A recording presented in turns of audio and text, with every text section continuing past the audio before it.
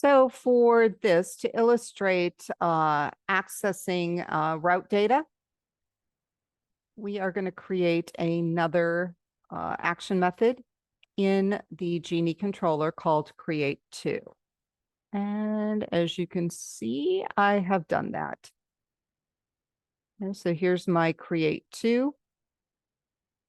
You can see here that I've got route data.values, and I'm going after Genie name, which I specified over here in program.cs.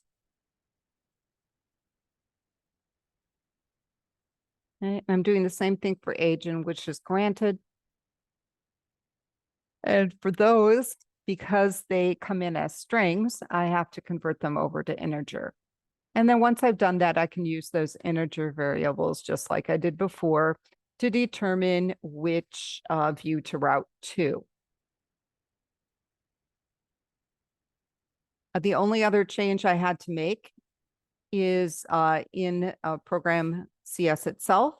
I had to add a little map, a route map for Genie 2.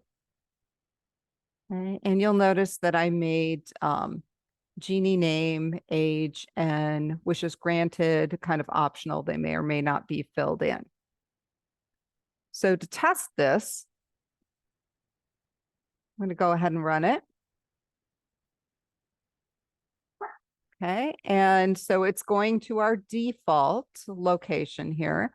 And what I want to test is Genie/create to. And then, you can key in whatever you want for the name of the Genie. Photo, whatever you want to call your Genie.